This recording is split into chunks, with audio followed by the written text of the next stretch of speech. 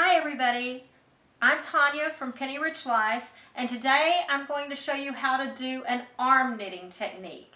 Most of us have seen the beautiful blankets that are being featured on Etsy and places like that with the jumbo wool yarn, and I just absolutely fell in love with them.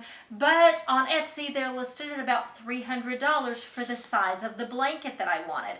I decided that instead of paying for that blanket, I was going to teach myself to do this technique, and now I'm going to teach you. Hold on one second and we're going to go ahead and get started. The product that I'm actually using is from a company called Loops and Threads, and I actually paid about $18 for this roving, so it was very reasonable.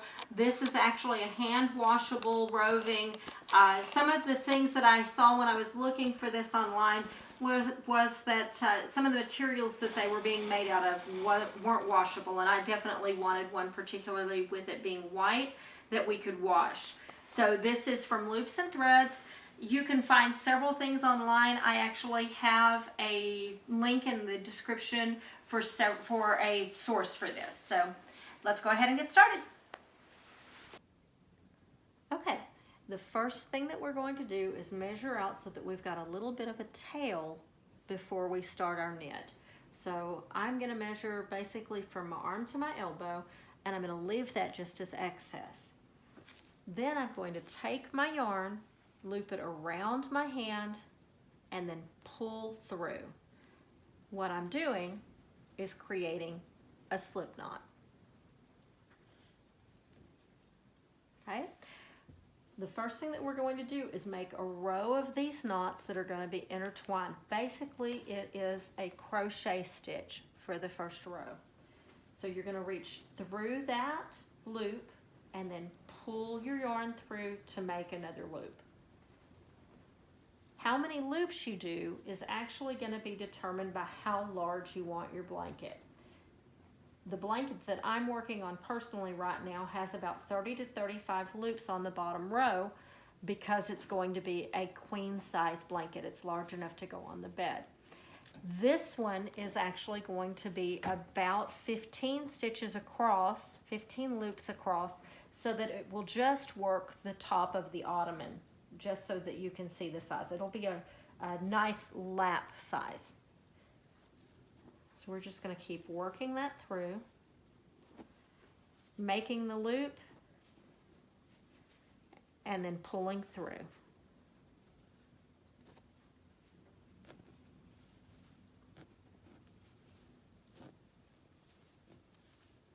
Give myself a little bit more of that.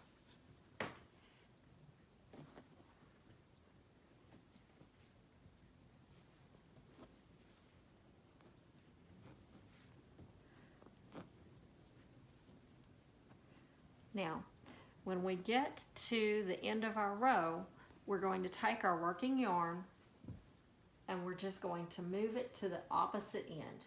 You always want your yarn to be, your feeder yarn to be working away from you. That actually will make your loops slip easier through the yarn itself, and it will also keep it from getting twisted. So we're going to go right back to this end and we're going to reach through the top yarn and then make a loop coming from the back. And again, this is our second loop, so we're going to reach through, go under the top yarn, and make a loop coming from the back. You'll notice as we start this that your loops will work more in an up and down pattern from this point instead of going side to side. And that's because we're adding to the length of the blanket. Each one of these loops is actually adding a new section.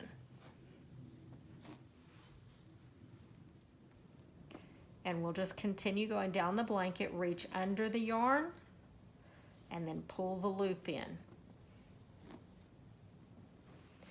Once you get this first couple of rows done, the blanket goes together really, really quickly. This is something that's easy to do in a very short matter of time. Even if you're doing a very large blanket like the one I'm working on, it doesn't take but just a couple of hours to complete. And when you compare that to a traditional knitting project of that size, it's a substantially shorter amount of time. I'm going to give myself just a little bit more of that yarn. And just keep working it through, reaching through and pulling your loop up.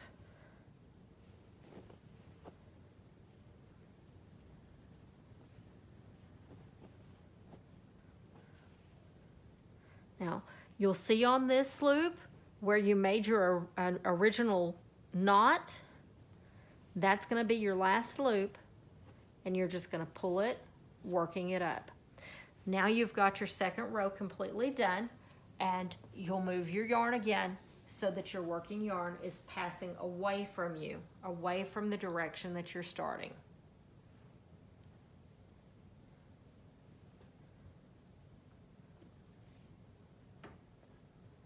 So get that in place, and then I'll just reach through again. And you always want to work from the front to the back. So you're reaching through the front of the loop, grabbing that working yarn and pulling it through.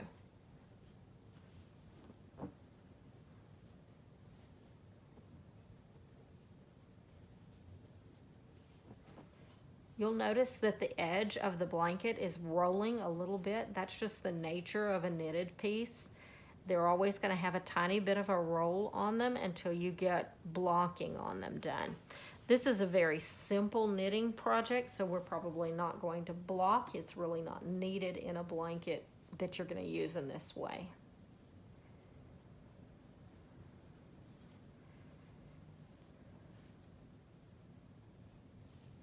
And you can see I'm just pulling those loops through, and then I'm kind of giving them a little bit of guidance so that they go towards the top to lay onto the table. I found that the table knitting technique is a whole lot easier to do for somebody that doesn't do any knitting at all. It's a lot easier technique to learn than traditional knitting. If we were doing traditional knitting, then this would actually, all of these loops would be feeding onto your jumbo knitting needles, or if you were doing arm knitting, it would actually be in place on your arm. I find that this is the easiest knitting technique because you can lay it out. Now that we're at the end of this row, we're just going to go ahead and move our working yarn again. I'm going to untwine it just a little bit so I'm not having to pull on it. And then we'll go back to this end loop and we'll do another row of loops. Now you'll notice that the knitting pattern that looks very traditional, very familiar pattern of the way that the yarns go together will really start to emerge after you do your fourth or your fifth row. So I'm going to finish this row out, and then I'm going to kind of press the stitching flat so that you can see what I'm talking about with that knitting pattern.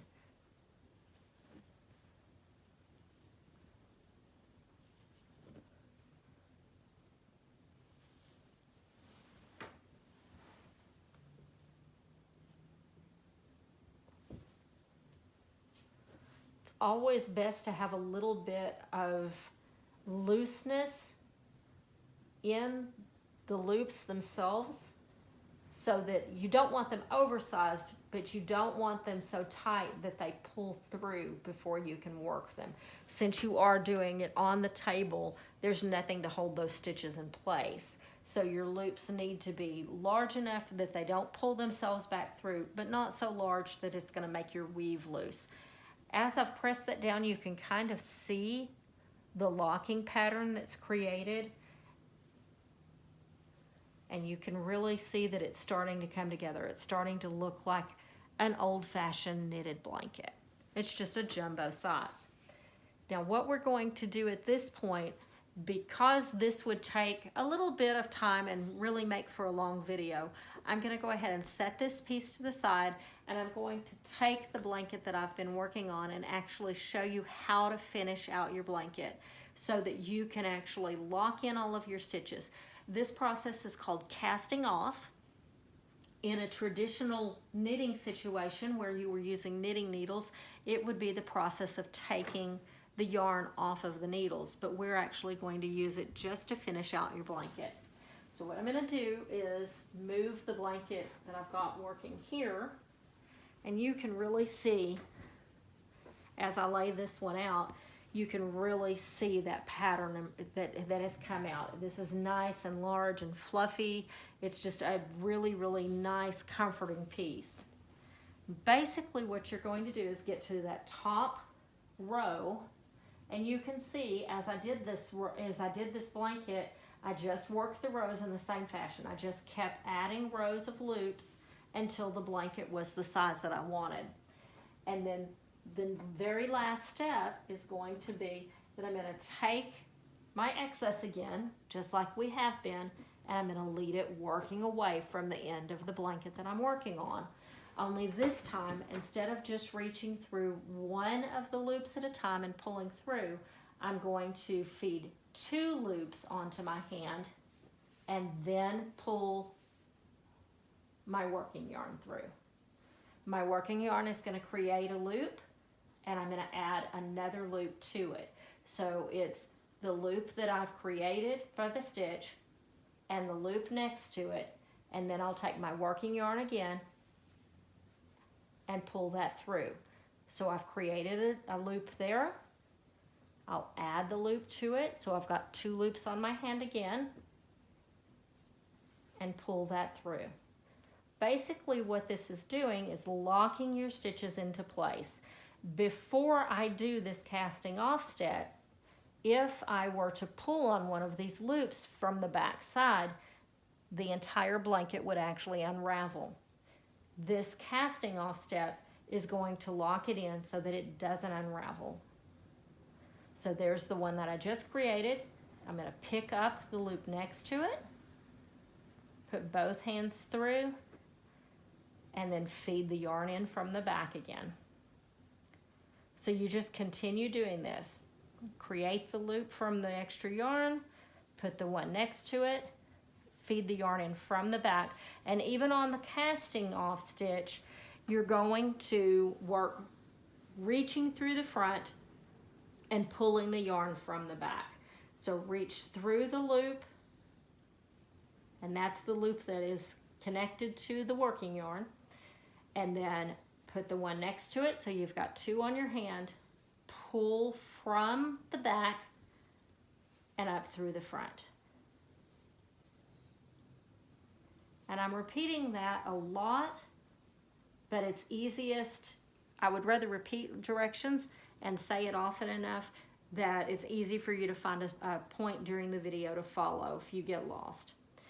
You'll notice right here that I actually have joined, like I talked about earlier, the 2 pieces together. I was running out of my yarn, so I started with a brand new ball, and all I did was just tie a square knot in it.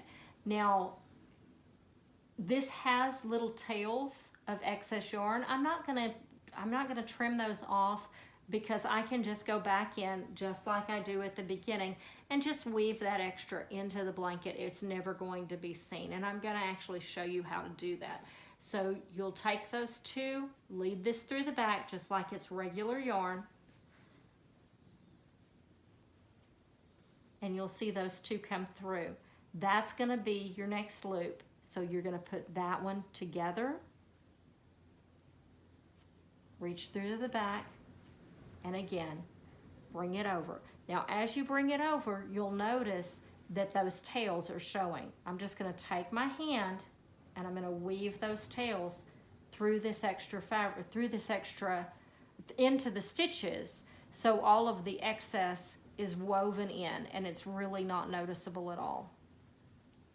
So you're going to take your 2, pull your working yarn from the back, and we are almost finished with this. I do want to mention that we will have links in the description below the video so that you can find the sources of the material that we use today. Also, I want to mention that there will be a link for the blog page itself so that you can go to the blog, follow the post, and it will have step-by-step instructions written out in case you are a reader instead of a visual learner. This is a very easy step-by-step process, so it's not anything difficult, but we would love to have you come and visit the blog. Also, if you like the video today, we would love to have you like and subscribe so that we can bring you other craft ideas.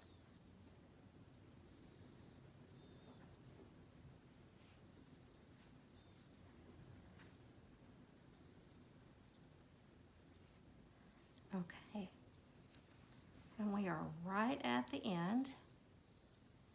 You do want to be careful as you go through this end piece that everything still works from reaching through the front and pulling from the back. So you want your working yarn to be coming from the back side. And this would be our last stitch. So you're going to go 2 onto your hand, pull it through, and when you pull it through, you're just going to have a single loop there. I take this excess and I just tie that off. So I'm gonna pull it through like that, and I'm just gonna basically tie a knot and pull it. And then what I will do is take that extra tail and weave it into the side. And you'll notice I'm not going to weave it just coming back across, because that would really interfere with the pattern of the weave. So I'm going down this side.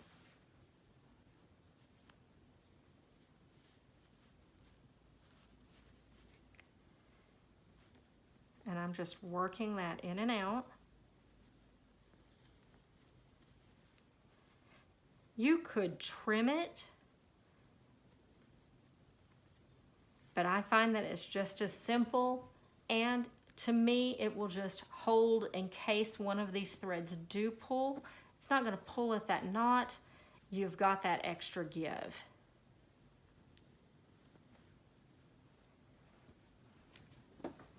And there you go. A giant table knit blanket. Come and visit us at Penny Rich Life, and we'll see you next time.